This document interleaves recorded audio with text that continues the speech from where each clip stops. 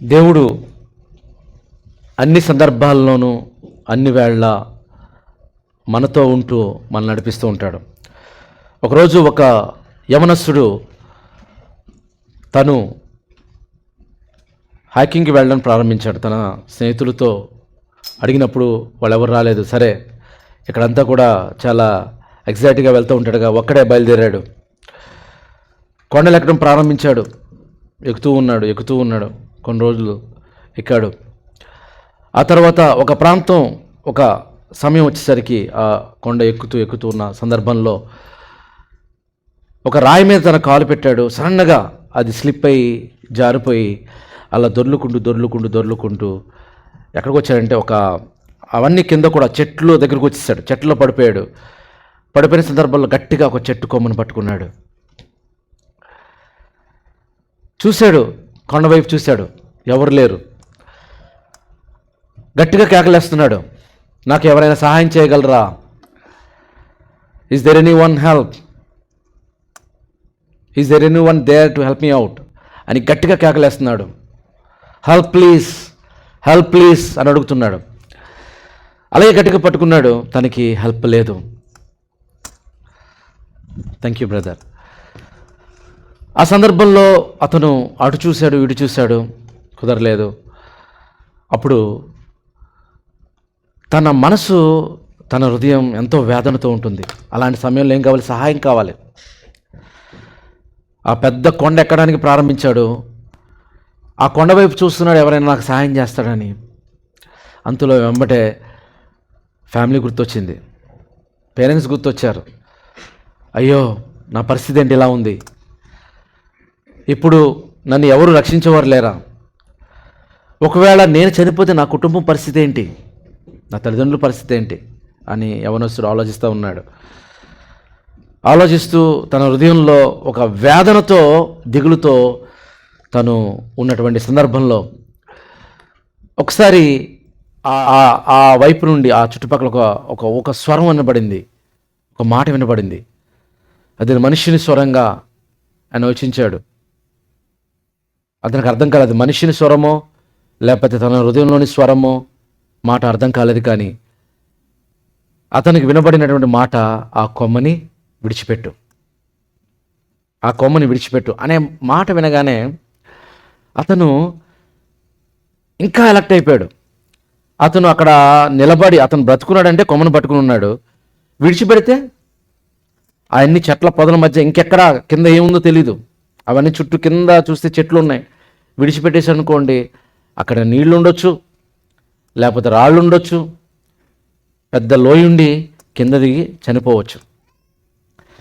ఇంకా గట్టిగా ఎన్నో భయాలు, ఇంకా గట్టిగా పట్టుకున్నాడు. అలాగే విడిచిపెట్టకూడదని అలా గట్టిగా పట్టుకుని, అలాగే భయంతో, ఒక వేదనతో ఉన్నప్పుడు నిజంగా ఆ నైట్ అంతా అలాగే ఉన్నాడు. నెక్స్ట్ డేకి రెస్క్యూ ఆపరేషన్ చేయడానికి వచ్చారు. వచ్చి చూసేసరికి ఎలా ఉన్నాడంటే, అతను ఆ మంచుతో ఫ్రీజ్ అయిపోయి ఉన్నాడు. ఎలాగైతే గట్టిగా పట్టుకున్నాడు అలాగే ఉన్నాడు. ఆ తర్వాత వాళ్ళందరూ కూడా వచ్చి తన్ని మరి చనిపోయాడు, అతను పట్టుకున్నాడు. చూస్తే అక్కడ ఏముందంటే, ఆ కిందే ఒక ఫ్లాట్ సర్ఫేస్ లాగా ఉంది. అంటే కొండ చర్యల్లో ఎలా ఉంటాయంటే, కొన్ని కొండ చర్యలు కూడా చాలా ఫ్లాట్ సర్ఫేస్ లాగా ఉంది ఆ ప్రాంతం. నిజంగా అతను విడిచిపెడితే, అతను చాలా దగ్గరలోనే చాలా ఫ్లాట్ సర్ఫేస్ ఉంది, అతను క్షేమంగా బ్రతికేవాడు. కానీ తను విడిచిపెట్టలేదు, గట్టిగా పట్టుకున్నాడు, తన జీవితాన్ని కోల్పోయాడు. వీళ్ళారా, కొన్ని సందర్భాల్లో నిజంగా మన జీవితంలో సహాయం కావాలి, ఎన్నో సహాయాలు కావాలి. దేవుడు ఆయన మాట్లాడుతూ ఉంటాడు, భయపడొద్దు, జరియవద్దు అని మాట్లాడినా, ఆయన స్వరం మనం విన్నా మనకు ఎన్నో భయాలు ఉంటాయి కదా, ఎన్నో భయాలు, ఎన్నో ఆందోళనలు, ఎన్నో దిగుళ్ళు, అన్బిలీవ్స్, లిమిటింగ్ బిలీవ్స్, వీటి ద్వారా గట్టిగా పట్టుకుంటాం, అక్కడే ఉంటాం. ఆయన మాట ఎంత చెప్పినా, ఎన్ని బైబిల్లోని మాటలు దేవుడు మనతో మాట్లాడినా వాటన్నిటిని పెడచెవిని పెట్టి మనం ఏదైతే అనుకుంటామో అదే అనుకుంటాం. అపనమ్మకాలు, భయాలు, ఆందోళనలు, చింతలు, వాటిని గట్టిగా పట్టుకుని ఎప్పుడు సఫర్ అవుతామండి. కొన్ని సందర్భాల్లో విడిచిపెట్టి దేవుని మీద ఆధారపడితే నిజంగా మన జీవితంలో ఆనందంగా బ్రతుకుతాం, సంతోషంగా మనం ఉంటాం. నిజంగా ఆ యవనస్తుడు విడిచిపెట్టేస్తే పడిపోయేవాడు. ఎక్కడ పడేవాడు? ఆ ఫ్లాట్ సర్ఫేస్ మీద పడేవాడు, చచ్చిపోయేవాడు కాదు. కానీ తన భయాందోళన, ఆ కొమ్మ మీద భయం అనే ఆందోళనలతో గట్టిగా పడేసుకున్నాడు. ఇది మన జీవితంలో పాఠం. మన జీవితంలో కూడా మనం ఎప్పుడు దేవుని మీద ఆధారపడడం నేర్చుకోవాలి. మన భయాలు, మన ఇబ్బందులు, మనకున్నటువంటి అపనమ్మకాలు, వీటన్నిటిని విడిచిపెట్టాలి. విడిచిపెట్టి ఒకసారి చూడండి, నిజంగా ఆ ధైర్యం ఎలా ఉంటుందో, లేకపోతే ఆ సంతోషం ఎలా ఉంటుందో, ఎంత ఆనందంగా మనం బ్రతుకుతామో మనకు అర్థమవుతుంది. ఈరోజు అందులోని భాగంగా ఒక మంచి సందర్భాన్ని మీ మధ్య ఉంచాలని ఆశపడుతున్నాను. సహాయకుడైన దేవుడు, the helping God. Our God is helper. సహాయకుడైన దేవుడు, దేవుడు సహాయం చేసే దేవుడు, ది హెల్పింగ్ గాడ్. నిజంగా మన జీవితంలో సహాయం కావాలా లేదా చెప్పండి? ఏ ఒక్కరికి సహాయం లేకుండా ఎప్పుడు ఉంటారా? సహాయం కావాలి. ఎలాంటి సహాయం కావాలి చెప్పండి? మీ దగ్గర నుండి వినాలనుకుంటున్నాను. ఎలాంటి సహాయం కావాలి? దేని గురించి సహాయం కావాలి? లేదా ఏ సహాయం అవసరం లేదా చెప్పండి? కావాలి. భద్రత కావాలి కదా, భద్రత కావాలి. ఏ భద్రత? ఏ భద్రత అయినా కావాలి. చీకట్లో వెళ్తున్నప్పుడు భద్రత కావాలి, ప్రాణంలో వెళ్తున్నప్పుడు భద్రత కావాలి, సేఫ్టీ కావాలి. ఇంకా ప్రొవిజన్స్. మన తినాలంటే మన దేహం అలైవ్గా ఉండాలి, మన ఆరోగ్యంగా ఉండాలి, శక్తి కలిగి ఉండాలంటే మనం తినాలంటే ప్రొవిజన్ కావాలి. ఈరోజు చూస్తే కొన్ని ప్రాంతాల్లో, నిజంగా ఇప్పటికీ కొన్ని ప్రాంతాల్లో తిండి లేక చనిపోతున్న వారు ఎంతోమంది ఉన్నారండి. మీకు తెలుసా? రియల్గా ఒక స్టాటిస్టిక్ చూస్తే వాళ్ళకి డైలీ నీడ్స్, బిడ్డలు వాళ్ళని చూసి చాలా బక్కగా అయిపోయి, చాలా చిక్కుపోయి, 3 పూటలు కాదు, ఒక పూట కూడా తినడానికి తిండి లేకుండా బ్రతకడానికి కష్టంగా ఉండే దేశాలు ఉన్నాయి, ప్రాంతాలు ఉన్నాయి ఈ భూమి మీద. ఎప్పుడో కాదు, ఇప్పుడు అలాంటి స్థితిలో ఉన్నారు. అంటే బ్రతకడానికి ఆహారం కావాలి. ఆహారం లేకపోతే ఈ భూమి మీద మనం బ్రతకలేం. ఎన్ని కోట్లు సంపాదించినా, ఎన్ని ఉద్యోగాలు చేసినా, ఎన్ని వ్యాపారాలు చేసినా, మన పెద్దవాళ్ళు అంటూ ఉంటారు కదా, కోటు విద్యలు కూటు కొరకే. ఆ కూడు ఈ దేహం కొరకు, ఈ దేహము మన సజీవంగా బ్రతకడానికి. కాబట్టి ప్రొవిజన్ అనే సహాయం మనకు కావాలి. ఇంకేం కావాలి? హెల్త్ కావాలి, షెల్టర్ కావాలి, జాబ్స్ కావాలి. ఎందుకంటే మనం సంపాదించాలి కాబట్టి కావాలి. ఇంకేం కావాలి? ఆరోగ్యం కావాలి. ఇంకేమైనా ఉన్నాయండి? ఇంకేం లేవంటారా? ఎన్నో కావాలి. మన నీడ్స్, ఫిజికల్ నీడ్స్ ఉంటాయి, ఎమోషనల్ నీడ్స్ ఉంటాయి, స్పిరిచువల్ నీడ్స్ ఉంటాయి. ఒక మనిషికి ఇవన్నీ నీడ్స్ ఉంటాయి. ఫిజికల్ నీడ్స్ ఉంటాయి, ఎమోషనల్ నీడ్స్ ఉంటాయి, స్పిరిచువల్ నీడ్స్ ఉంటాయి. ఇవన్నిటికీ సహాయం కావాలి. ఆ సహాయం ఎవరు చేస్తారు? మనకు అవసరం ఉన్నప్పుడు మనం మొదటిగా ఏదైనా అవసరం ఉంటే ఎవరు నాకు తెలిసిన వాళ్ళు ఉన్నారని చూస్తూ ఉంటాం. స్నేహితుల్లో ఉన్నారా, బంధువుల్లో ఉన్నారా, ఫ్రెండ్స్లో ఉన్నారా అని మనం చూస్తూ ఉంటాం. కానీ ఈ భూమి మీద అన్నిటికంటే ఉన్నతంగా సహాయం చేసే ఒక శక్తి ఉన్నారు, ఒక వ్యక్తి ఉన్నారు. ఆయన ఎవరో కాదు, మన తండ్రి అయిన దేవుడు. మన తండ్రి అయిన దేవుడు. ఆయన సహాయం అనేది ఎవరు ఊహించలేని స్థితిలో ఉంటుంది, ఉన్నతంగా ఉంటుంది. ఈరోజు మనం చూద్దాం. దేవుని యొక్క గొప్పతనాన్ని, తండ్రి యొక్క గొప్పతనాన్ని తెలుసుకుంటే ఆయన ప్రేమించలేకుండా ఉండలేం. ఆయన ప్రేమలో, అంటే ఆయన లవ్లో పడిపోతాం. ఎవరి లవ్లో అండి? దేవుని, మన తండ్రి ప్రేమలో. ఆయన ప్రేమ చాలా ఉన్నతమైన ప్రేమ. ఆయన గురించి అర్థం చేసుకున్నటువంటి ఒక గొప్ప భక్తుడు, తన జీవితంలో ఎన్నో సమస్యలు వచ్చాయి. కొండల మధ్య తను వెళుతున్నప్పుడు, లోయల మధ్య వెలుగుతున్నప్పుడు, ఆయన ఎన్నో సమస్యలు వచ్చినప్పుడు ఆ సమస్యల గుండా తన జీవితంలో పరిష్కారం వచ్చింది. ఆ పరిష్కారం వచ్చినప్పుడు ఆయన ఒక కీర్తన రాశాడు. ఆ కీర్తనలోని భాగాన్ని మనం చదివితే ఆయన తన అనుభవంతో మాట్లాడుతున్నాడు. ఆయన అనుభవంతో అని చెప్తున్నాడు. ఏం మాట్లాడుతున్నాడు? తన అనుభవంతో ఏం మాట్లాడుతున్నాడు అంటే 121వ కీర్తన 1వ వచనము 2వ వచనం చదువుదాం. కొండల తట్టు నా కన్నులెత్తుచున్నాను, నాకు సహాయం ఎక్కడి నుండి వచ్చును? కొండల తట్టు నా కన్నులెత్తుచున్నాను. I lift up my eyes to the hills, where does my help come from? ఏదైనా సహాయం కావాల్సి వచ్చినప్పుడు మనకంటే ఉన్నతమైన వారిని మనం ఎదుగుతూ ఉంటాం. అఫీషియల్స్ కానివ్వండి, అధికారులు కానివ్వండి, వాళ్ళు ఏమైనా సహాయం చేస్తారో అని మనం ఎదుగుతూ ఉంటాం. వాళ్ళు చేయకపోవచ్చు, కానీ ఈ భూమి మీద ఇంపాసిబుల్ని పాసిబుల్ చేసి ఎలాంటి సిచ్యువేషన్లు ఉన్నా నీకు సహాయం చేసే ఒక గొప్ప తండ్రి నీకున్నాడు అని నువ్వు నమ్మగలిగినట్లయితే, నువ్వు ఆధారపడితే ఆయన సహాయం చాలా అద్భుతంగా ఉంటుంది. ఆయన చెప్తున్నాడు, ఎక్కడ నుండి నాకు సహాయం జరుగుతుంది అని. కొండల తడుతూ నేను కన్నులేస్తే అక్కడ ఏమైనా మనుషులు వచ్చి నాకు సహాయం చేస్తారా? ఎతేలా స్థలం వైపు నేను చూస్తే వాళ్ళెవరు నాకు సహాయం చేస్తారా అని ఆయనే అంటున్నటువంటి మాట ఒకసారి చూద్దాం. యెహోవా వలననే నాకు సహాయం కలుగును. క్వశ్చన్ మొదట, కొండల తట్టు కన్నులెత్తుచున్నాను, నాకు ఎక్కడి నుండి సహాయం కలుగును అని అంటున్న ఆయన, దానికి జవాబు ఏంటి? యెహోవా వలననే, మన తండ్రి వలననే నాకు సహాయం కలుగును. My help comes from the Lord. యెహోవా అంటే ఎవరనుకుంటున్నారు? ఓ సామాన్యమైన వ్యక్తి అనుకుంటున్నారా? ఆయన భూమిని ఆకాశమును సృజించినవాడు, సృష్టికర్త అయిన దేవుడు, ఈ లోకాలను కలిగించిన వాడు, మన కన్న తండ్రి, the maker of heaven and the earth. సృష్టికర్త అయిన దేవుడు, భూమిని ఆకాశాన్ని కలిగించిన వాడు నీ తండ్రి, నా తండ్రి, ఈ లోకాలను కలిగించిన తండ్రి, యెహోవాగా కొలవబడిన ఆ తండ్రి, ఆయన వలననే నీకు నాకు మనందరికీ సహాయం కలుగును. ఎంత అద్భుతంగా మాట్లాడుతున్నా చూడండి. ఇది నిజమంటారా? ఎప్పుడు నుండి వింటున్నామండి ఈ మాటలు, చిన్నప్పటి నుండి వింటున్నాం. నిజంగా మనకు సహాయం కలుగుతుందా? కొన్ని సందర్భాలు మనకి అపనమ్మకం. మనం ఏంటంటే ఎప్పుడు మన మీద బాగా మన అపనమ్మకాల మీద, మన భయాల మీద, మనకున్న లిమిటింగ్ బిలీఫ్స్ మీద, లేకపోతే మనుషుల మీద, వీళ్ళ మీద ఎక్కువ నమ్మకాలు ఉంటాయి తప్ప అసలు సృష్టికర్త అయిన దేవుని మీద నమ్మకం మనకు ఉండదు. ఆకాశాన్ని భూమిని కలిగించిన దేవుని మీద మనకు నమ్మకం ఉండదు.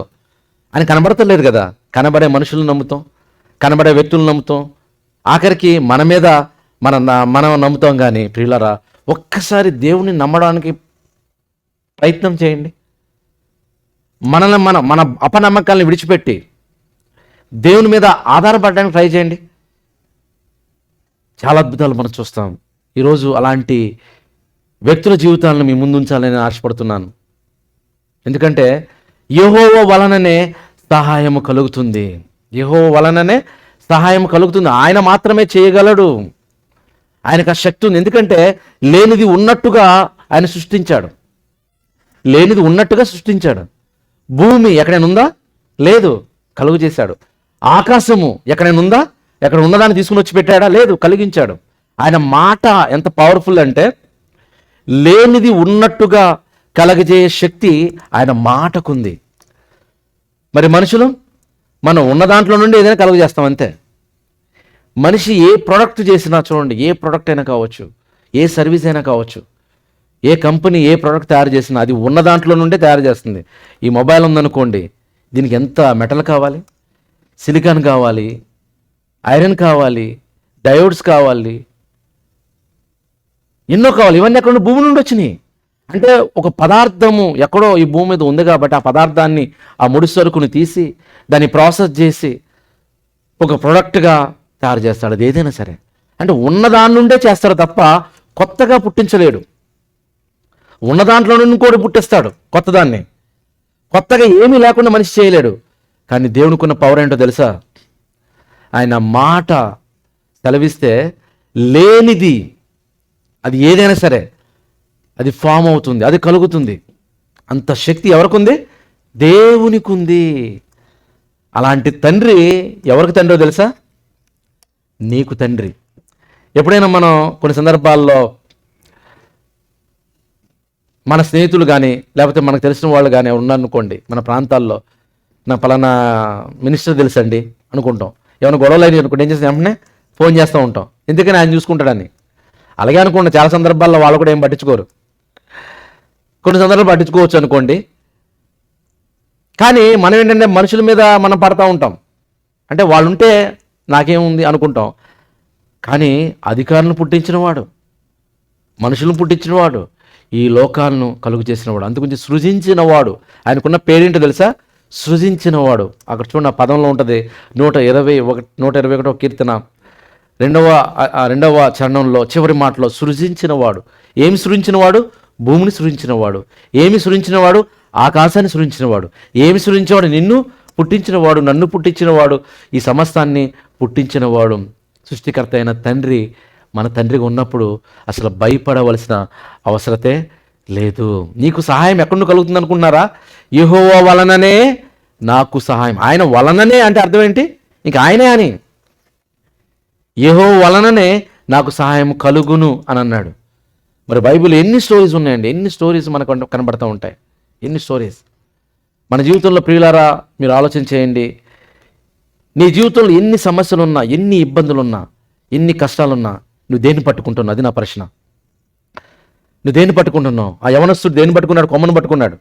కొమ్మ దేనికి గుర్తుంటే మన అపనమ్మకాలకి, మన మీద, మనుషుల మీద, భయాలకి, ఆందోళనలకి, వీటన్నిటికి గుర్తు. దాన్ని పట్టుకుని మనమే నిజంగా కృషించిపోతున్నామా, లేకపోతే దేవుని పట్టుకున్నావా? వాటిని విడిచిపెట్టి దేవుని మీద ఆధారపడుతున్నావా? ఒకసారి ఆలోచించండి. ఈరోజు మన బిడ్డలకి ఏం కావాలో మనకు తెలుసు. వాళ్ళకి ఆహారం కావాలి, వాళ్ళ ఎడ్యుకేషన్ కావాలి, వాళ్ళకి వాటర్ కావాలి, వాళ్ళకి ఏ ఫెసిలిటీస్ కావాలి, వాళ్ళకి ఏం కావాలో మనం ఆలోచిస్తాం తల్లిదండ్రులుగా. అవునా? ఆలోచిస్తాం. ఎందుకంటే వాళ్ళు మంచిగా ఉండాలి, మంచిగా ఎదగాలని మనం కోరుకుంటే మన కన్న తండ్రి మన గురించి ఆలోచించడండి. బైబిల్లో ఒక మాట ఉంది, ఈ భూలోకంలో ఉన్న తండ్రులు చెడ్డవారై ఉండియు మంచి ఈవులను ఇవ్వనెరిగి ఉండగా మీ పరలోకపు తండ్రి అంతకంటే గొప్పవాడు, ఇంకా ఇస్తాడు, ఇంకా ఇస్తాడు. మరి ఎందుకు ఆందోళన, ఎందుకు భయం? మనల్ని పుట్టించిన వాడు ఎవరో మన ఈ లోకంలో తల్లిదండ్రులు అనుకోకండి. వాళ్ళ ద్వారా మనకు అన్నాడు, కానీ మనల్ని పుట్టించింది దేవుడు. ఆయన అంటున్న మాట, ఈ మాట ఎప్పుడు కూడా ఎప్పుడు మనం చదివిన మాటే, విన్న మాటే, కానీ మరలా చదువుదాం, మరలా ఆలోచిద్దాం. ఈ మాట చదివి మీరు బలం పొందుకోవాలి. మీ జీవితంలో భయాలు ఉన్నాయా? మీ జీవితంలో నిస్సహాయత ఉందా? ఆందోళన ఉన్నారా? రేపు ఏం జరుగుతుందో అనే ఒక బాధతో ప్రతి దినము ఎప్పుడు చూసినా మీ చుట్టూ, మీ ఆలోచనల చుట్టూ, మన ఆలోచన చుట్టూ భయం, ఆందోళన, ఇబ్బందులతో బ్రతుకుతున్నారా? ఈ వచనం చూసినప్పుడు అవన్నీ పటాపంచలుగా పక్కన పడేయాల. ఏమిటో తెలుసా ఆ వచనం? యెషయా గ్రంథము 41వ అధ్యాయము 10వ వచనం. ఆయన అంటున్నాడు మాట చూడండి, నీవు నా దాసుడు అనియు నిన్ను ఉపేక్షింపక ఏర్పరచుకుంటుననియు నేను నీతో చెప్పి ఉన్నాను, నీకు తోడే ఉన్నాను. ఒకనాడు దేవుడు చెబుతూ, తన బిడ్డలతో చెబుతూ, ఈరోజు అదే మాట మీతో చెప్తున్నాడు, నాతో చెప్తున్నాడు. ఏమంటున్నాడు? నేను నీకు తోడే ఉన్నాను. ఎవరు? సృష్టికర్త అయిన దేవుడు, మన కన్న తండ్రి. ఆయన అంటున్న మాట, నేను నీకు తోడే ఉన్నాను. అంటే దేవుడు తోడుగా ఉంటే భయపడవలసిన అవసరం లేదు. భయపడకము, నేను నీ దేవుడనై ఉన్నాను. అంటే దేవుడే తోడుగా ఉంటే మనకి అప్పుడప్పుడు తోడు కావాలని కోరుకుంటాం. ఎవరైనా స్నేహితులు తోడుంటే బాగుంటుందండి అనుకుంటాం. కానీ నీ తోడు ఎవరు తెలుసా? దేవుడు. నిజంగా నీ తోడు దేవుడుగా ఉంటే అసలు భయం ఉంటుందండి? అవసరం లేదు. అందుకే దావీదు అంటాడు, నేను గాఢ అంధకార పొలిలో సంచరించినను అది ఏ అపాయంకు భయపడను అంటున్నాడు. ఎందుకని? ఆయన తోడెవరు? దేవుడు అని అర్థమైంది దానికి. మరి ఆయన నాకు తోడుగా ఉన్నాడనే భావనతో ఆయన మీద ఆధారపడడం ఆయన నేర్చుకున్నాడు. దేవునికి కనెక్ట్ అయ్యాడే. ప్రియులారా, మన జీవితంలో అంతే. ఎన్ని సమస్యలు ఉన్నా ఆయనకు ప్రాణభయం. ఎంత ప్రాణభయం అంటే, చంపడానికి శత్రువులు మరి చుట్టుముడుతూ ఉంటే మనం దాని మీద ఆ వైపు చూసి ప్రాణభయంతో మనం భయపడిపోవాలి. కానీ ఈయన ఏమంటున్నాడంటే, నేను భయపడిన అంటున్నాడు. ఎవరైనా కత్తి పట్టుకుని పడవడానికి మనకు వచ్చానుకోండి, నేను భయపడినాను ఎవరు అంటారా? మనం పారిపోతాం. అవసరమైతే చంపడానికి వచ్చానుకోండి, ఏమైనా అవకాశం ఉంటే తన చంపడానికి చూస్తాం. కానీ ఈయన చూడు, గాలాంధకారపు లోయలో సంచరించిన నేను దేనికి భయపడినావు, ఎందుకంటే నువ్వు నాకు తోడుగా ఉన్నావు, నీవు నాకు తోడే ఉన్నావు. అందుగురించి ఈ వాక్య భాగాన్ని చూస్తే ఆయన అంటున్నాడు, నేను నిన్ను ఏర్పరచుకున్నాను. మనం అందరం దేవుని ఏర్పాట్లు ఉన్నామా లేదా? ఉన్నామా? మీకు ఏం డౌట్ ఉందా? ఎవరికైనా డౌట్ ఉందా నేను దేవుని ఏర్పాట్లో లేను అని? మీకు ఏం డౌట్ ఉందా? అసలు మీరు ఎక్కడ ఉన్నారంటే మీరు దేవుని ఏర్పాట్లో ఉన్నారు. మీరు ఈ దేవుని సన్నిధిలో కూర్చుని ఉన్నారంటే దేవుని ఏర్పాట్లో ఉన్నారు. దేవుని ఏర్పాట్లో లేరనుకోండి, మీరు బయట ఉంటారు, లోకంలో ఉంటారు. లోకంలో ఎంతోమంది తిరుగుతున్నారు. కానీ ఆదివారం రాగానే ఎందుకు రావాలండి? ఎక్కడ రావాలనుకున్నారు మీరు? దేవుని సన్నిధి అనుభవించాలి. ఆదివారం దేవుని సన్నిధికి వెళ్ళాలి, దేవునితో కనెక్ట్ అవ్వాలి అని దేవుని మీద ఆశ, ప్రేమ, ఆలోచన ఉంది. అది లేకపోతే లోకంలో ఎంతోమంది తిరుగుతున్నారు కదా, ఎన్నో పనుల మీద అలా ఉరుగుతానే ఉంటారు. మనం కూడా వాళ్ళలాగానే వెళ్ళిపోతూ ఉంటాం. ప్రియులారా, మీరు దేవుని ఏర్పాట్లో ఉన్నారు కనుక దేవుని సన్నిధిలో ఇప్పుడు ఉన్నారు. మీరందరూ దేవుని ఏర్పాట్లో ఉన్నారు. దేవుడు మనల్ని ఏర్పాటు చేసుకున్నాడు. చీకటిలో నుండి ఆశ్చర్యకరమైన తన వెలుగులోనికి పిలిచాడు మనల్ని. మీరు ఏర్పరచబడిన వంశం అన్నాడు దేవుడు. కాబట్టి ఆయన అంటున్నాడు, నేను నీ దేవుడినే ఉన్నాను, దిగులు పడకము. నీకు దేవుని దిగులు ఉందా? దేని గురించి దిగులు? ఆరోగ్యం గురించి కావచ్చు, ఉద్యోగం గురించి కావచ్చు, పిల్లల గురించి కావచ్చు, కుటుంబం గురించి కావచ్చు, లేకపోతే స్నేహితుల గురించి ఇబ్బందుల వల్ల కావచ్చు, తల్లిదండ్రుల వల్ల కావచ్చు, ఇరుగు పొరుగు వల్ల కావచ్చు, ఫినాన్షియల్గా కావచ్చు, ఎమోషనల్గా కావచ్చు. ఎన్నో దిగులు, ఎన్నో ఇబ్బందులు ఉండొచ్చు.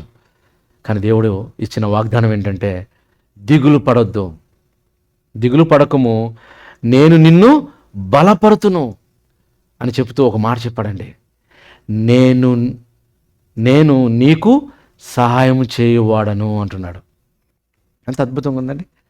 దేవుడు ఎలాంటి దేవుడు అని మనం మాట్లాడుకుంటున్నాం? ది హెల్పింగ్ గాడ్, సహాయం చేయవాడనైన దేవుడు అనుకుంటున్నాం మనం ఈరోజు. నీకు సహాయం చేయవాడను అని లేదు అక్కడ, ఇంకో పదం ఉందే, నేనే ఆనందం ఉండే. నీకు సహాయం చేయవాడను నేనే. నేనే అంటే ఆయన మాత్రమే చేయగలడు. ఆయన మాత్రమే చేయగలడు. ఎవరు చేయగలరో ఆయన్ని తక్కువ చూస్తాం మనం. ఆయన పట్టించుకోం, ఆయన గురించి ఆలోచించాం. ఆయన కనబడతలేదు కదా అనుకుంటాం, చిన్నగా చూస్తాం, పక్కన పెడతాం, బాధ పెడతాం, ఇబ్బంది పెడతాం, నమ్మకం పెట్టుకోం, అపనమ్మకంతో ఉంటాం. ఎవరు దిక్కో ఆ దిక్కు దగ్గరికి మనం రావాలి తప్ప ఆ దిక్కుని పెట్టేసి ఆ దిక్కును మనం విడిచిపెట్టి ఎంత దూరం పరిగెత్తిన ఉపయోగం ఉంది చెప్పండి ప్రియులారా? ఆయన ఇచ్చిన ఈ వాగ్దానాన్ని మీరు గట్టిగా పట్టుకోవాలి. అని అంటున్నాడు, నేను నీకు తోడే ఉన్నాను, భయపడకము, నేను నీ దేవుడినై ఉన్నాను, దిగులు పడకము, నేను నిన్ను బలపరుతును, నీకు సహాయం చేయవాడు నేనే, నేను నీతి అను నా దక్షిణ హస్తముతో నిన్ను ఆదుకుంటాను. నిజంగా చిన్నప్పుడు మనం కొన్ని భయాలు కలిగినప్పుడు, భయాందోళనతో ఉన్నప్పుడు మన తండ్రి మన చేయి గట్టిగా పట్టుకుని, సీట్ డాగ్స్ ఉన్నప్పుడు లేకపోతే కొన్ని సందర్భాల్లో మీకు తెలుసు కదండి, భయపడుతూ ఉంటాం వెళ్ళడానికి. అలాంటప్పుడు గట్టిగా మన పిల్లల్ని పట్టుకుని మనం వెళ్తున్నప్పుడు పిల్లలు ఎంత ధైర్యంగా ఉంటారు? చాలా ధైర్యంగా ఉంటారు. ఎందుకని? మా డాడీ ఉన్నాడు, మా ఫాదర్ ఉన్నాడు అన్న ధైర్యంతో ఎలాగైతే ధైర్యంగా ఉంటామో, దేవుడు ఏమంటున్నాడంటే నేను నీ చేయి పట్టుకుంటాను అంటున్నాడు. ఇంకా ఇంతకంటే వాగ్దానం ఏం కావాలి చెప్పండి? ఇది చాలు. ఇలాంటి గ్రేట్ ఎంకరేజింగ్ వర్డ్స్ మన జీవితంలో ఉండగా అసలు ప్రియులారా, మనం ఎల్లప్పుడూ ఎలా ఉండాలంటే దేవుని మీద నమ్మకం కలిగి ఆధారపడుతూ బ్రతకాలి. ఇందులో మీకు ఒక మంచి స్టోరీ మీకు చెప్తాను. బైబిల్లో ఒక వ్యక్తి ఉన్నాడు. ఆయన ఇందాక మీరు చదివినటువంటి మాటల్లోనే కనబడుతుంది. యాకోబు అనే పదాన్ని మనం చూసాం. ఆ యాకోబుకి 12 మంది సంతానంలో ఒక సంతానం, చివరి సంతానం, చిన్న కుమారుడు, ఆయన యోసేపు అంటే తండ్రికి బాగా ఇష్టం. చక్క రంగురంగుల బట్టలు కుట్టించేవాడు. కానీ మిగతా వాళ్ళందరూ కూడా ఆయన అంటే కొంచెం అసూయ అక్కడ ఉంటుంది, దాంట్లో అసూయ అని ఉంటుంది, ఈర్ష ఉంటుంది, ద్వేషం ఉంటుంది. ఏంటి మా నాన్న ఎప్పుడు వీణ్ణే ప్రేమిస్తున్నాడని. ఎందుకంటే తనకి చాలా డ్రీమ్స్ వస్తూ ఉంటాయి, కళలు. ఆ కళలకు అర్థాలు చెప్తూ ఉంటాడు. అవన్నీ చూసి వీళ్ళు తట్టుకోలేరు. సరే వీడిని ఎలాగైనా సరే ఏదో ఒకటి చేయాలనుకుని ఒక రోజు ఏం చేస్తారంటే తన సోదరుని తీసుకుని వెళ్తూ ఉంటారు. ఎక్కడ పడేస్తారని పిట్లో పడేస్తారు, గుంటలో. మీకు అందరికీ తెలుసు ఆ స్టోరీ. గుంటలో పడేస్తే ద పిట్ ఫ్రమ్ పిట్, తన జర్నీ లైఫ్ ఏంటి తెలుసా? జోసెఫ్ స్టోరీని మీరు చూస్తే పిట్ టు ప్యాలెస్, అంటే గుంట నుండి ఎక్కడికి వెళ్ళిపోయాడు? ఒక ప్యాలెస్లోకి వెళ్ళిపోయాడు తన జీవితంలో. కానీ ఈ జర్నీలో అంత ఈజీగా వెళ్ళిపోయాడా చెప్పండి? అంత ఈజీగా ఒకేసారి ప్యాలెస్లోకి వెళ్ళిపోయాడా? తను ఎన్నో గోత్రు అయ్యాడు. ఎంత గోత్రు అయ్యాడు తెలుసా? తన సొంత అన్నలు అతని మీద అసూయపడ్డారు. ఎవరైనా సొంత వాళ్ళు అసూయ పడితే చాలామంది అనుకుంటారు అసూయ ఎందుకు పడతారు అనుకుంటాం, కానీ పడతారు. సొంత ఒక తల్లి తండ్రి పుట్టిన గర్భంలో ఉన్న వాళ్ళే అసూయపడ్డారు. అమ్మేశారు, దాసిత్వంలోనికి వెళ్ళిపోయాడు. పతిపోర్ అనే ఒక గృహంలో దాసుడుగా తనున్నాడు. అక్కడ మంచిగా చేశాడు పని. తన యజమానురాలు మరలా నేరం మోపింది, అక్కడ నుండి జైలుకి వెళ్ళిపోయాడు. చూడండి ఎన్ని ఇబ్బందులు. ఒక దేశానికి అమ్మబడ్డాడు, ఎవరో కొనుక్కున్నాడు. ఒక ఇంట్లో ఒక అధికారి ఇంట్లో దాసుడుగా పనిచేస్తున్నాడు. అక్కడ కూడా నిందలు మోపడ్డాయి చేయని తప్పుకి. ఎక్కడికి వెళ్ళిపోయాడంటే జైలుకి వెళ్ళిపోయాడు. అక్కడ కూడా జైలుకి వెళ్ళిన అక్కడ కూడా ఆ జైలు చూసి ఇది చాలా మంచి వ్యక్తిగా ఉన్నాడులే అనుకుని అతనికి అలా నియమించాడు, తను మంచి పదవులు అప్పగించాడు. అక్కడ కూడా అప్పగిస్తే అక్కడ కూడా ఇద్దరు స్నేహితులు వచ్చారు.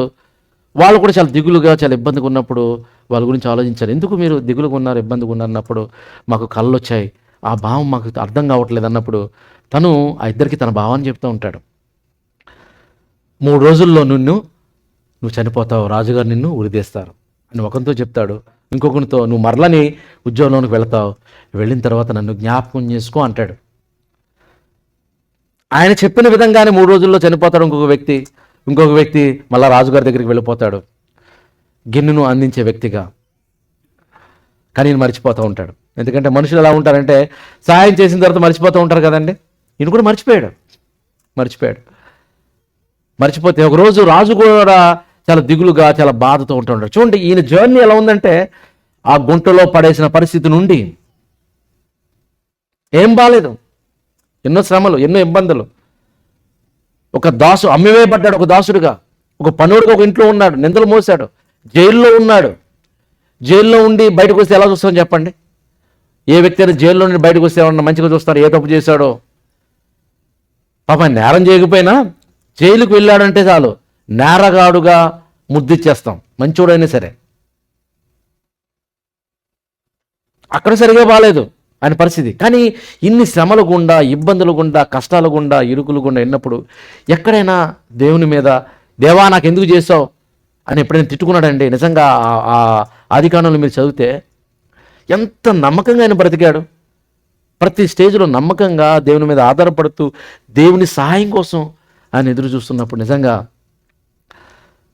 ఆ రాజుగారి కళ వచ్చింది. ఆ కళబానం చెప్పేవాళ్ళు ఎవరు లేరు. అప్పుడు ఆయనకి గుర్తొస్తుంది ఆ దాసునికి, ఇదిగో నేను జైల్లో ఉన్నప్పుడు ఒక వ్యక్తి అయితే నా కళభావాన్ని నాకు చెప్పాడు, ఆయనకి సమర్థుడు అన్నప్పుడు ఆయన తీసుకొస్తారు, ఆయన కళభావాన్ని చెప్తాడు. చెప్పినప్పుడు నిజంగా ఈ దేశంలో కరువు వస్తుంది కొన్ని సంవత్సరాలు అన్నప్పుడు నిజంగానే ముందుగానే వాళ్ళు సిద్ధపడతారు. ఆహార ధాన్యాన్ని వీటన్నిటిలో కూడా సిద్ధపరచుకుని కరువు వచ్చిన సమయంలో నిజంగా అది వాళ్ళ ఆసరాగా నిలుస్తుంది. అప్పుడు ఆ రాజు అంటాడు, ఇదిగో నేను పేరుకు మాత్రమే రాజు, కానీ నీవే రాజువి, నీవే గవర్నర్వి, నీవే అధికారివి ఈ దేశానికి. నీ ద్వారానే సమస్తం జరగాలని పిట్టి నుండి అంటే గుంట నుండి ఎక్కడ తీసుకెళ్ళాడు దేవుడు? ప్యాలెస్కి తీసుకువెళ్ళాడు. ఈ మధ్యలో ఎన్ని గోత్రులైనా దేవుని తిట్టుకున్నాడా? ఎందుకు నాకే రావాలి ఈ శ్రమలో? అదే మనం ఉన్నాం అనుకోండి, దేవుణ్ణి అంటాం, దూషిస్తాం, నాకే రావాలి ఈ శ్రమలో. ఇంతగా నేను ప్రార్థన చేస్తే ప్రభువా ఇదిగో నా అన్నలైనా నమ్మేసేటట్టు నువ్వు చేస్తావా? ఇదిగో ప్రభువా ఒక స్త్రీ నా మీద నిందలు వేసింది, ప్రభువా నేను మంచిగానే ఉన్నాను కదా అనొచ్చు. ఇదిగో ఆ జైల్లో నేను జీవిస్తున్నాను, ఎందుకు ఈ బాధ నాకు అనొచ్చు. ఎక్కడ అనలేదండి. ప్రతిదాన్ని అనుభవించడానికి సిద్ధపడ్డాడు, దేవుని మీద ఆధారపడ్డాడు, నమ్మకంగా బ్రతికాడు. తన స్టోరీ లైఫ్ ఎలా ముగిసిందో తెలుసా? చివరికి ఏ అన్నలైతే అమ్మేశారో, ఏ తండ్రి అయితే లేకుండా పోయాడో, తనకి తల్లి లేదు, తను ఒకగానొక తండ్రిని ప్రేమించాడు. ఆ తండ్రి, ఆ అన్నలు కరువు సమయంలో మళ్ళీ ఎక్కడికి వచ్చారు? ఆయన దగ్గరికే వచ్చారు. ఎంత అద్భుతంగా ఉందండి, ఎంత అద్భుతంగా ఉంది. అందుకే బైబిల్లో మాట ఉంది, నిజంగా మన దేవునితో మనం ఉంటే, దేవుని మీద ఆధారపడితే నీ శత్రువుల్ని మిత్రులుగానే చేస్తాడు. నీకు ఏమీ లేని స్థితిలో ఉండొచ్చు, ప్రతిదాన్ని సమకూరుస్తాడు. ఒక బానిసగా వెళ్ళిన వ్యక్తి రాజుగా అయ్యాడంటే ఎంత బ్యూటిఫుల్ స్టోరీ అండి. ఇది సినిమా స్టోరీ కాదు, రియల్ స్టోరీ. సినిమాల స్టోరీస్ అన్నీ కూడా మనం చూస్తూ ఉంటాం, అవన్నీ ఎక్కడో కథలుగా వాళ్ళు కొన్ని కల్పించవచ్చు, కానీ ఇది రియల్గా జరిగిన స్టోరీ. ఆయన స్టోరీ వెనక ఎవరున్నారో తెలుసా? దేవుడున్నాడు, దేవుడున్నాడు, దేవుడున్నాడు. ప్రతి పరిస్థితిలో కూడా తన ఎక్సలెన్స్ చూపించాడు. నమ్మకంగా ఉన్నాడు, నీతిగా బ్రతికాడు, యథార్థంగా బ్రతికాడు. దేవుడు విడిచిపెట్టలేదు. ఇందాక మీరు చదివారు కదా, నేను నీకు తోడే ఉన్నాను, నిన్ను ఎన్నడూ విడవను, నా దక్షిణ హస్తముతో నేను ఎత్తుకుంటాను, నిన్ను ఆదుకుంటాను, నిన్ను నడిపిస్తాను అన్నాడు. నిజంగా దేవుడు తన జీవితంలో ఉన్నతమైన స్థానాన్ని, ఒక గుంటలో నుండి ఒక రాజుగా, రాజు తర్వాత అంతటి రాజుగా ఆయన నియమించబడ్డాడు. అంటే తను దేవుని పట్ల ఎంత గట్టిగా పట్టుకున్నాడో ఒకసారి మీరు ఆలోచించండి. ఈరోజు ప్రశ్న ఏంటో తెలుసా? మీరు ఏ శ్రమల గుండా గోతురు అవుతున్నప్పటికీ మీ తండ్రిని మీరు పట్టుకోవాలి. పట్టుకుంటున్నారా? నమ్మకంగా ఉంటున్నారా? ఆధారపడుతున్నారా? లేకపోతే ఇంకా ఎక్కడో లోక సంబంధమైన ఆలోచనలతో బ్రతుకుతున్నారా? ఒక్కసారి మీరు ఆలోచన చేసుకోండి. ద రియల్ స్టోరీ మీరు చూశారు. ఇలా చెప్పుకుంటూ పోతే బైబిల్ ఎన్నో స్టోరీస్ ఉన్నాయండి. దేవుడు మనకి సహాయకుడు, దేవుడు మనకి సహాయకుడు, దేవుడు మనకి సహాయకుడు. ఆయన సహాయము, ఆయన చేసే విధానము చాలా అద్భుతంగా ఉంటుంది. 3 విధానాలు చెప్తాను ఈరోజు నేను. దేవుడు ఏ రీతిగా ఆయన సహాయం చేస్తాడు, హౌ గాడ్ హెల్ప్స్ అస్. దేవుడు ఎలా సహాయం చేస్తాడు, ఆయన చేసే సహాయం చేసే పద్ధతులు ఏంటి అనేది 3 విషయాలు ఈరోజు మీ ముందు ఉంచాలని నేను ఆశపడుతున్నాను. మొట్టమొదటిగా చూస్తే దేవుడు ఎలా సహాయం చేస్తాడంటే, దేవుడు తన వాక్యము ద్వారా మనకి సహాయం చేస్తాడు. Through his word the Bible is the source of his guidance. Through his word, ఆయన వాక్యము ద్వారా మనకు సహాయం చేస్తాడు. The Bible is the source. వాక్యము నిజంగా ఎంత శక్తిని ఇస్తుందంటే, కొన్ని వాక్య భాగాలు చదివితే ఎంతో బలం, ఒక బూస్ట్, ఒక ఎనర్జీ వచ్చేస్తుంది, చాలా ఎంకరేజ్మెంట్ ఉంటుంది. The Bible is the source of guidance, encouragement and wisdom. అలాంటి మాటలు మనం ఎప్పుడు చదవాలి, దేవుని వాక్యాన్ని దగ్గర ఎప్పుడు రావాలి. దావీదు గారికి ఎందుకు అంత బలం వచ్చింది అనుకున్నారు? ఆయన దివారాత్రము ఆయన వాక్యాన్ని ధ్యానించేవాడు. ఆయన వాక్యము ఎలాంటిదంటే, చీకటిగా ఉన్న ప్రాంతంలో మనం నడవాలంటే మనకు వీలుంటుందని చెప్పండి. అంతా చీకటి ఉందనుకోండి, ఉదాహరణకు మన ఇంట్లో కరెంటు పోయిందనుకోండి, పవర్ పోతే అసలు ఎటు వెళ్ళాలో తెలియదు. అప్పుడు టార్చ్ చేసుకుంటాం, మొబైల్ టార్చే కావచ్చు, టార్చ్ లైటే కావచ్చు. అంటే లైట్ ఉంటేనే వెలుగుంటుంది, అక్కడ ఏది త్రోవ ఉండదు మనకు తెలుస్తుంది. ఇది వాస్తవం అనుకుంటే బైబిల్ అలాంటిది, అంటే ఒక లైట్ లాంటిది. నువ్వు నడవడానికి ఒక మార్గం నీకు తెలియాలంటే ఆ మార్గానికి త్రోవ వాక్యము. కాబట్టి వాక్యాన్ని ఎప్పుడు నెగ్లిజెన్స్ చేయొద్దు, ఎందుకంటే వాక్యానికి చాలా పవర్ ఉంది. చాలామంది వాక్యం ఏముందండి అనుకుంటారు. వాక్యం ఏముంది? వాక్యమే సత్యము, వాక్యమే జీవము, వాక్యమే వెలుగు. అందుకే వాక్యము ఏమని సెలవిస్తుందంటే 119వ కీర్తన 105వ వచనం, your word is a lamp to my feet. నీ వాక్యము నా పాదములకు దీపము, నా త్రోవకు వెలుగునై ఉన్నది. వెలుగునై ఉంది. నువ్వు నడవాలంటే ఒక త్రోవలో ల్యాంప్ పట్టుకుని, ల్యాంప్ అనే వెలుగు పట్టుకుని ఎలాగైతే అది ఉంటేనే నువ్వు నడుస్తావు, లేకపోతే తెలియదు ఏది ఏ పక్కన త్రోవ ఉంది, ఏ పక్కన రాళ్ళు ఉన్నాయి, ఏ పక్కన ముళ్ళ పొదలు ఉన్నాయి, ఏ పక్కన గుంటలు ఉన్నాయి తెలియదు. ఆ ల్యాంప్ ఉంటేనే నీకు త్రోవ తెలుస్తుంది, నువ్వు చక్కగా నడగలవు. ఇది వాస్తవం అనుకుంటే దేవుని వాక్యం అనేది నీ జీవితానికి ఒక ల్యాంప్ లాంటిది, ఒక త్రోవ లాంటిది. నిన్ను బలపరుస్తుంది, నిన్ను ఎంకరేజ్ చేస్తుంది. కాబట్టి వాక్యం అనే దాని మీద నువ్వు నిలబడాలి. దేవుడు ఎలా తను సహాయం చేస్తాడు అంటే, దేవుడు చేసే సహాయాలు 3 అని చెప్పాను కదా. మొట్టమొదటిది తన మాట ద్వారా, through his word, through the Bible, through the scriptures ఆయన మనకి సహాయం చేస్తాడు, ఆయన బలపరుస్తాడు. నెంబర్ 1. నెంబర్ 2, ఆయన ఎలా సహాయం చేస్తాడంటే త్రూ హిజ్ పీపుల్, తన ప్రజల ద్వారా. దేవుడు తన ప్రజలను ఉపయోగించుకుంటాడు. ఈరోజు సంఘంగా మనం అందరం కూడి ఉన్నామంటే అర్థం ఏంటో తెలుసా? అర్థం ఏంటంటే వీఆర్ ఫ్రెండ్స్. ఎలాంటి ఫ్రెండ్స్ అంటే ఒక ఫ్యామిలీలో ఎవరికైనా ఆపద వచ్చిందనుకోండి, విడిచిపెట్టేస్తాం మనం, వాళ్ళ దగ్గరికి వెళ్తాం. ఏముందని, ఏంటి సమస్య అని అడుగుతాం, ప్రార్థన చేస్తాం, సహాయం చేస్తాం. వాళ్ళ సమస్య వస్తే మన సమస్యగా మనం కోరుకుంటాం, మన సమస్యగా భావిస్తాం, వారి గురించి ఆలోచిస్తాం. ఇవన్నీ ఎక్కడ జరుగుతుందంటే చర్చ్ కమ్యూనిటీలో. అందుకంటే మనం కనెక్ట్ అయ్యాం. త్రూ హిస్ పీపుల్ అంటే God often uses others to help us, especially church. ఫ్యామిలీని ఉపయోగించుకోవచ్చు, ఫ్రెండ్స్ని ఉపయోగించుకోవచ్చు, ద చర్చ్ కమ్యూనిటీ అయినా ఉపయోగించుకోవచ్చు. మనం ఉపయోగించుకుని ఏం చేస్తాడంటే మనకి ఆయన సహాయం చేస్తాడు. ఆయన సహాయం చేసే విధానం నెంబర్ 1 దేవుని వాక్యము ద్వారా, నెంబర్ 2 మన కుటుంబం ద్వారా, స్నేహితుల ద్వారా, ఇంకా చెప్పాలంటే సంఘము ద్వారా. సంఘము నిలబడుతుంది. అందుకే బైబిల్లో ఒక మాట ఉంది, మనం ఏం చేయాలంటే ఎవరి భారాన్ని వారు భరిస్తూ ఉంటారు. కానీ వాక్యం ఏమైనా సెలవుస్తుంది, నీ భారం నువ్వే కాదు, నీ పక్కవాని భారాన్ని కూడా నువ్వు భరించు అని వాక్యం సెలవిస్తూ ఉంది. చూద్దాం, గలతీయులు రాసిన పత్రిక 6వ అధ్యాయం 2వ వచనము.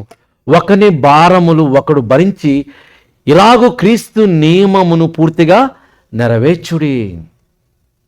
Carry each other's burdens. మనం ఒకని భారాలను ఒకరు భరించాలి అని చెప్తుంది. సంఘం అంటే అదే. మీకోసం ప్రార్థన చేస్తారు, మీకోసం నిలబడతారు. మీరు అవసరం ఉన్నాయంటే మీకోసం మీ దగ్గరికి వచ్చి సహాయం చేసే వ్యక్తులుగా ఉంటారు.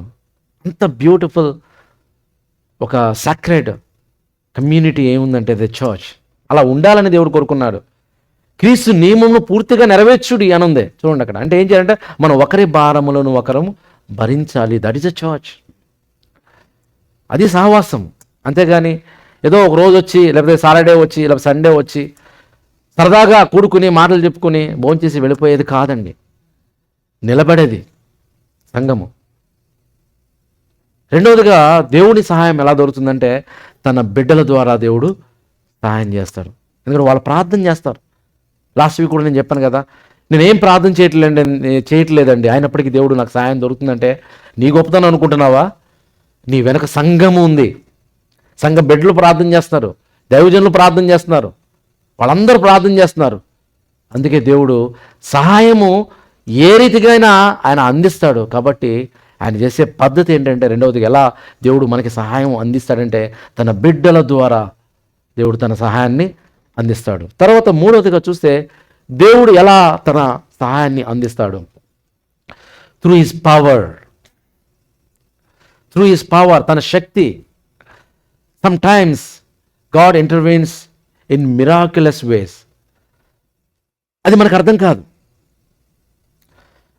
కొన్ని సందర్భాల్లో స్నేహితులు ఏం చేయలేరు, కుటుంబం ఏం చేయలేదు, ఎవరు ఏం చేయలేరు. ఇక దేవుడే ఎంటర్ అవుతాడు. దేవుడు ఎంటర్ అయితే ఎలా ఉంటుందో తెలుసా? అసలు మొత్తం ఇంకా ఏలా పనిచేయదు.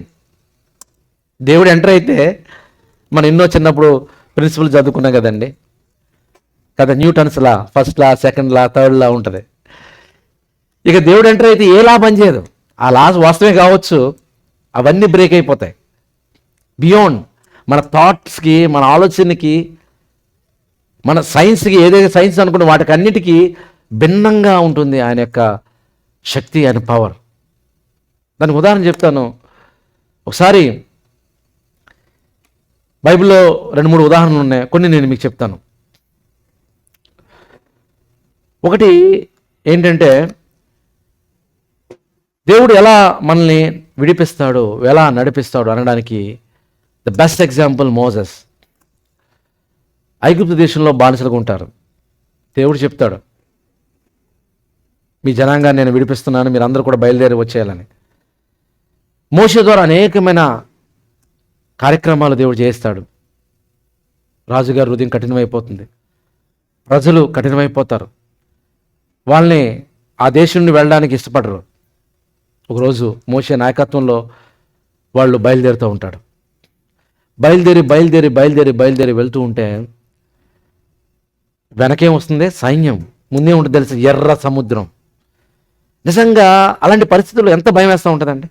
అంటే ఏ దిక్కు లేదు, ఏంటంటే వాళ్ళు చచ్చిపోవాలంతే. కొన్ని సందర్భాల్లో మనం అంటాం కదా, నా పరిస్థితి ఎలా ఉందంటే ముందేమో నుయ్యే, వెనకేమో గొయ్యి. అంటే ఎటు వెళ్ళలేం, వీళ్ళ పరిస్థితి అంతే. ముందుకెళ్తే సముద్రం, వెనకెళ్తే సైన్యం. ఇలాంటి పరిస్థితుల్లో దేవుడు ఏమంటున్నాడు చూడండి. నిర్గమకాండము 14:13 చూస్తే, అందుకు మోషే భయపకుడి తన ప్రవక్త ద్వారా చెప్తున్నాడు, యెహోవా మీకు నేడు కలగజేయు రక్షణ మీరు ఊరక నిలుచుండి చూడండి. మీరు ఊరికనే నిలవండి చూడండి, ఎందుకంటే ఇప్పుడు మన చేతుల్లో ఏం లేదు. కొన్ని సందర్భాల్లో ఎవరేం చేయలేరు, వైద్యులు ఏం చేయలేరు, స్నేహితులు ఏం చేయలేరు, ఎవరేం చేయలేరు. మీరేం చేయాలంటే ఊరకనే నిలుచుండి చూడండి, మీరు నేడు చూసిన ఐగుప్తీయులను ఇక మీదట మీరు మరి ఎన్నడూ చూడరు అన్న సందర్భంలో ప్రియులారా, దేవుడు ఎంత మిరాకిల్ వేస్గా, ఆశ్చర్యకంగా, అద్భుతంగా ఎర్ర సముద్రాన్ని కని విని ఎరుగని రీతిగా అలా రెండుగా పాయలయ్యి అదంతా 6 నేల మీద నడుస్తున్నప్పుడు ఎంత అద్భుతంగా ఉంటుందండి. ఎప్పుడైనా వాళ్ళు చూసారా? మీరు ఊరకనే నిలుచుండి చూడండి, వాళ్ళు నిలుచుని చూసారంతే. ఎర్ర సముద్రము 2 పాయలైపోయి 6 నేల మీద నడుచుకుంటూ వెళ్తూ ఉన్నారు. ఆశ్చర్యం. అవి గోడలుగా కట్టబడినాయి 2 కూడా, దాన్ని దాటుకుని వెళ్ళిపోయారండి. అంటే కొన్ని సందర్భాల్లో దేవుడు ఎలా తన సహాయాన్ని పంపిస్తానంటే, ఎవ్వరూ ఏమీ చేయలేని స్థితిలో దేవుడు చేస్తాడు అద్భుతాలు చేసి. This one of the best miracle. ఇదొకటే కాదు, ఇందాక మాట్లాడుతూ మనకి సహాయం ఇంకా ఈ భూమి మీద బ్రతకడానికే కాదు, కానీ జీవించడానికి కావాలి, బ్రతకడానికి ఫుడ్ కావాలి కదా. ఫుడ్ అనేది one of the important source to live on this earth. ఒకసారి ఒక ప్రవక్త తను కూడా అంతే, ఆహారంతో ఆకలితో ఉంటాడు, దేశం అంతా కరువుతూ ఉంటుంది. ఆకలి ఆకలి ఆకలి. అప్పుడు దేవుడు ఏం చేశాడు తెలుసా? తన దాసునికి ఆహారం ఎలా పంపించాడు? కాకులతో. కాకులు ఎక్కడైనా ఆహారం ఇస్తే అదేమన్నా భద్రంగా తీసుకెళ్ళి విస్తుందని చెప్పండి. చిన్నప్పుడు మీరు చూస్తే కాకులకి ఏదైనా ఒక మీట్ అనేది దొరికితే, పిల్లలు తింటూ ఉన్నారు కొన్ని రోడ్డు మీద లేకపోతే బయట ఎక్కడైనా తింటూ ఉంటే వచ్చి లాక్కుని వెళ్ళిపోతుంది. అనుకున్న తత్వం ఏంటి? లాక్కుని వెళ్ళిపోయి తినేస్తుంది కాకి. దాని ముందు మాంసం ఉంటే అది వేరే వాళ్ళకి ఇవ్వదు, అదే లాక్కుని వెళ్ళిపోయి తినేస్తుంది. అలాంటి కాకి స్వభావం కలిగినట్టు కాకికే ఏమిచ్చాడు దేవుడు? మాంసాన్ని ఇచ్చాడు. మరి మాంసం ఇచ్చినప్పుడు ఆ ముక్కను తనే తినేయచ్చు కదా, మధ్యలో తను ఆకలేయచ్చు, తను తినేయచ్చు కదా, తను తినలేదు. కాకుల్ని దేవుడు ఉపయోగించుకుని తన దాసుని పోషించాడు. అదొక అద్భుతం. అయిపోయింది. అక్కడ వాటర్ కావాలి, వాటర్ ద్వారా మనకు కావాల్సిన సోర్స్ అయిన వాటర్ కూడా కావాలి. వర్షం పడలేదు, ఆ నది కూడా ఎండిపోయింది, వాటర్ లేదు, ఆహారం లేదు. ఇప్పుడు నా పరిస్థితి ఏంటి అన్నప్పుడు దేవుడు ఏం చేశాడు? అయితే నేను మరొకరిని సిద్ధపరిచానని చెప్తున్నాడు. చూడండి, దేవుడు పలికే మాటలు చూస్తూ ఉంటే అండి చాలా ఆశ్చర్యంగా ఉంటుంది. God helps through his provision. ఎలా ఆయన హెల్ప్ చేస్తాడంటే, అదే మొదటి రాజుల గ్రంథము 17వ అధ్యాయము 8వ వచనం చూస్తే అక్కడ దేవుడు ఒక మాట చెప్తున్నాడు. చూడండి, అక్కడ ఈ మాట విన్నప్పుడు నిజంగా చాలా ఆశ్చర్యంగా అనిపిస్తూ ఉంటుంది, అద్భుతంగా అనిపిస్తూ ఉంటుంది. దేవుడు ఏమంటున్నాడంటే, అచ్చట యెహోవాకు అతనికి ప్రత్యక్షమై, తన దాసునికి ప్రత్యక్షమై ఇలాగూ సెలవిచ్చినాను, నీవును సీదోను సంబంధమైన సారేపతు అను ఊరికి పోయి అచ్చట ఉండుము అన్నాడు. ఒక ప్రాంతానికి వెళ్ళు అని దేవుడు చెప్పాడు. ఎందుకంటే నిన్ను పోషించుటకు అచ్చటినున్న ఒక విధవరాలికి నేను సెలవిచ్చితిని. రాజుకి ఇవ్వచ్చు కదా సెలవు, విధవరాలకంటే ఏముంటుంది పాపం, తనకే కష్టం. అంటే ఏమి లేని స్థితిలో ఉన్న విధవరాలు ఈ ప్రవక్తను ఎలా పోషిస్తుంది? దేవుడు ఏమన్నా నీకు ఒక ధనవంతుని ఇంటికి నేను పంపిస్తున్నాను, ఒక రాజు ఇంటికి నేను పంపిస్తున్నాను, మంచి గృహాన్ని నేను పంపిస్తున్నాను, అక్కడ పోషించడానికి జనాంగాలు ఉంటే బాగుండేది. కానీ ఆయన పద్ధతి చూడండి, ఒక విధవరాల దగ్గరికి నేను పంపిస్తున్నాను అని విధవరాల దగ్గరికి వెళ్తే పాపం ఆమె పరిస్థితి ఎలా ఉంది? కొన్ని కట్టెలు ఏరుకుని ఒక రొట్టె ముక్క ఉందే, ఆ రొట్టె ముక్క తిని మేము చచ్చిపోదామని తన బిడ్డతో ఉంది. అక్కడికి పంపిస్తే ఇతను ఏమనుకున్నా, ఏంటి నన్ను దేవుడండి ఇక్కడ ఎలాంటి పరిస్థితుల్లో తీసుకొచ్చాడు, ఏమన్నా నిజంగా నాకు ఆయన హెల్ప్ చేస్తుందా అని అనుకున్నాడా ప్రవక్త? లేదండి. కానీ వీళ్ళు కూడా ఏమైనా అనుకున్నారా, ఇదేంటి ప్రవక్త ఆహారం లేకుండా ఉన్నాడు, ఉన్నదే ఒక రొట్టె. నిజంగా తల్లిగా ఏం ఆలోచిస్తే చెప్పండి, ఆ రొట్టె ముందు ఎవరికి ఇవ్వాలని చూస్తుంది? ఇంకా చెప్పండి, తను తినకపోయినా పర్లేదు, కుమారుడికి ఇవ్వాలని చూస్తుంది తల్లిగా. నేను చచ్చిపోయినా పర్లేదు, నా కుమారుడు బ్రతికే చాలు తనకి ఇవ్వాలని చూస్తుంది. కానీ ఈ యొక్క విధవరాలుకున్న మనస్సు డబ్బున్న వ్యక్తులు కూడా ఉండదేమో. ఆమె ఏమికి లేకపోయినా, ఏమీ లేదు, జీరో, నథింగ్, చచ్చిపోద్ది అది తినకపోతే. కానీ తన దాసునికి ఇచ్చిందండి.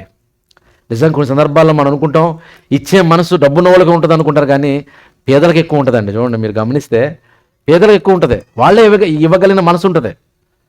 డబ్బున్నవాడు ఏం చేస్తాడంటే ఉన్నదాన్ని బట్టి ఎలా సంపాదించాలి, ఎలా పెంచుకోవాలని చూస్తూ ఉంటాడు. ఒకరు ఉన్న దాంట్లో ఇచ్చిన ఏదో ఇవ్వడానికి ఇష్టపడతారు, కానీ ఏమీ లేకపోయినా ఉన్నదంతా ఇవ్వడానికి ఇష్టపడిందంటే తన మనసు ఎంత గొప్పది, దేవదాసునికి ఇచ్చేసింది. కానీ అప్పటి నుండి తన జీవితంలో, తన కుటుంబంలో ఆ విధవరాలకి ఆహారం లేకుండా ఉండలేదండి, దీవించబడింది. ఈయన కూడా బ్రతికించబడ్డాడు. చూడండి, దేవుని యొక్క అద్భుతాలు ఎలా ఉంటాయంటే తను పోషించే విధానము, తను నడిపించే విధానము, దేవుడు చేసే మిరాకల్స్ మనం అనుకున్నట్టుగా ఉండవు. మనం కొన్ని అనుకున్నట్టుగా ఉండవు. ఎవరు లేరు కదా, నాకు తెలియదు కదా అనుకున్న సందర్భాల నుండి దేవుడు మనకి సహాయం చేస్తాడు. కాబట్టి 3 విషయాలు మనం జ్ఞాపకం చేసుకున్నాం. నెంబర్ 1, దేవుడు ఏ రీతిగా సహాయం చేస్తాడు? తన వాక్యము ద్వారా సహాయం చేస్తాడు. నెంబర్ 2, దేవుడు ఏ రీతిగా సహాయం చేస్తాడు? తన ప్రజల ద్వారా సహాయం చేస్తాడు, తన బిడ్డల ద్వారా సహాయం చేస్తాడు. నెంబర్ 3, ఏ రీతిగా సహాయం చేస్తాడు? మిరాకిలస్ వేలో సహాయం చేస్తాడు, అద్భుత రీతిగా, ఆశ్చర్య రీతిగా సహాయం చేస్తాడు. అది ఎటు నుండి వస్తుందో మనకు తెలియదు. ఆ సహాయం ఆకాశం నుండి వస్తుందో మనకు తెలియదు. ఆకాశం ఆకలంటే ఆకాశం మన్నాను కురిపించాడు. ఎవరైనా ఎప్పుడైనా కనివిని ఎరిగాడారండి మన్నా వస్తుందని? ఆకాశం నుండి పూలు వచ్చాయి, బండ నుండి నీళ్ళు వచ్చాయి. ఎంత అద్భుతం! దేవుడు చేసే అద్భుతాలు మన జీవితంలో కూడా అలా ఉంటాయి. మీ జీవితంలో చూడండి, ఎన్నో సందర్భాలు మీకు కూడా స్టోరీస్ ఉంటాయి. అయ్యో ఇది నా పరిస్థితి, ఎవరు నా సహాయం చేస్తారా అన్నప్పుడు నా అనుకున్న వాళ్ళు, బంధువులు కావచ్చు, స్నేహితులు కావచ్చు, ఫ్రెండ్స్ కానీ సహాయం చేయకపోతే ఎవరో కొత్త వాళ్ళు, తెలియని వాళ్ళు వచ్చి సహాయం చేసిన సందర్భాలు చాలా ఉంటాయి మీ జీవితంలో. నా జీవితంలో చాలా ఉన్నాయి, మీ జీవితంలో కూడా ఉంటాయి. అంటే దేవుడు చేసే పద్ధతి అలాగా ఉంటుంది, ఆయన యొక్క పద్ధతి డిఫరెంట్గా ఉంటుంది. మనం ఏం చేయాలంటే ఊరకనే నిల్చుండి చూడాలి, ఆయన మీద ఆధారపడాలి, మనం ముందుకు వెళ్తూ ఉండాలి. కాబట్టి ఇవన్నీ చూసిన తర్వాత మనకు ఒకటి అర్థం కావాలి, ఏంటంటే మన దేవుడు ఎలాంటి దేవుడు అంటే సహాయము చేసే దేవుడు. ఎలాంటి దేవుడు? సహాయం చేసే దేవుడు. మరి సహాయం చేసే దేవుడు నీకు తోడుగా నీతో ఉంటే భయపడాలా చెప్పండి? ఎవడైనా నరుడు భయపడడానికి ప్రయత్నం చేశాడు అనుకోండి, ఏమని చెప్పాలి? ఎవడైనా నరుడు లేకపోతే మనిషి లేకపోతే ఏదైనా బ్లాక్మెయిల్ చేసో భయపెట్టేయడానికి ట్రై చేయొచ్చు. మనుషులు రకరకాల ఉంటుంది, రకరకాల భయం ఉంటాయి. అప్పుడు మనం ఏం చెప్పాలో తెలుసా? మనం చెప్పవలసిన మాట ఏంటనుకుంటున్నారు? చూస్తారా, నేను ముగిస్తాను. మనం చెప్పవలసిన మాట ఒకటి ఉంటుంది, ఇది మనం గట్టిగా చెప్పాలి. ఏం చెప్పాలి అంటే చూద్దాం ఒకసారి. ఏం చెప్పాలి? హెబ్రీయులకు రాసిన పత్రిక 13వ అధ్యాయము 6వ వచనం. అందరూ గట్టిగా చదువుదాం, అందరూ గట్టిగా చదవాలి, అందరం గట్టిగా చదువుదాం. 1 2 3 గో.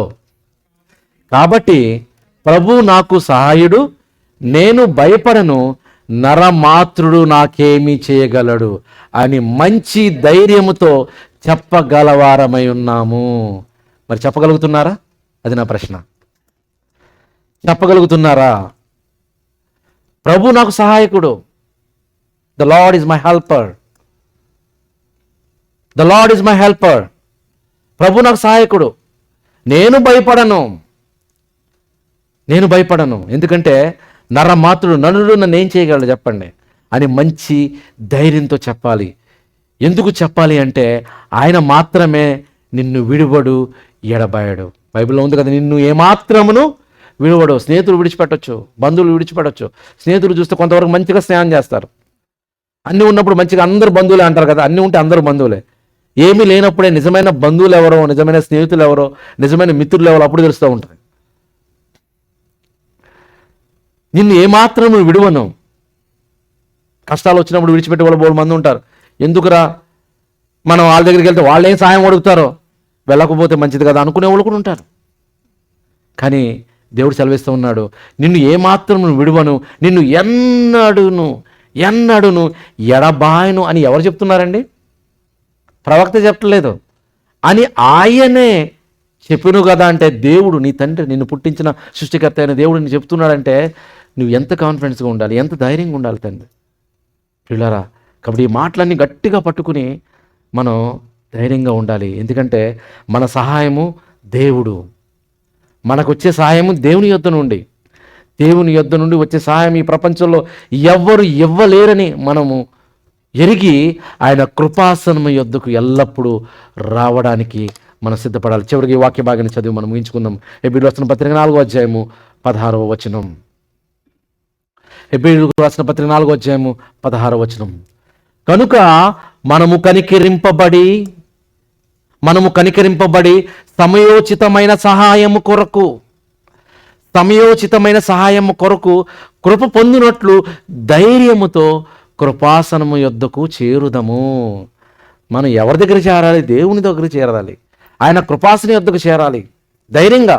మీకు ఏ సమస్యలున్నా, ఏ ఇబ్బందులున్నా, ఏ ఇరుకులున్నా, ఎవరు తీర్చలేకపోయినా మీరు నేను మనం అందరము ఆయన కృపాసనం యొద్దకు వస్తే మనకేం దొరుకుతుందంట? మనము కనికరం దొరుకుతుంది. ఇంకా సమయోచితమైన సహాయము దొరుకుతుంది. ఇంకేం దొరుకుతుంది? కృప దొరుకుతుంది. ఎక్కడ? ఆయన కృపాసనం యొద్ద దగ్గరికి రాగలుగుతున్నారా? ఒక్కసారి ఆలోచించుకోండి ప్రియులరా, ఒక్కసారి ఆలోచించుకోండి. It's right time. దేనికి భయపడొద్దు. మన ధైర్యము దేవుడు, మన సహాయము దేవుడు, మనకు కృప అనుగ్రహించేవాడు దేవుడు. ఎన్ని కష్టాలు వచ్చినా, ఎన్ని ఇబ్బందులు వచ్చినా, తల్లిదండ్రుల్లో మనకు వ్యతిరేకంగా ఉన్నా మన పరమ తండ్రి ఆయన మనకు తోడుగా ఉన్నాడన్న ధైర్యంతో నీవు నిలబడితే నువ్వు ఆధారపడితే ఆయన సహాయం చేయడానికి సిద్ధంగా ఉన్నాడు. మనం ఏం చేయాలంటే మన అపనమ్మకాలని, మన భయాలని ఇవన్నీ విడిచిపెట్టేసి ప్రభును చూడాలా. ప్రభును చూస్తే మన జీవితంలో ఆయన చేసే కార్యక్రమాలు చాలా అద్భుతంగా ఉంటాయి. అందరూ లేచి నిలబడి ప్రార్థన చేసుకుందాం.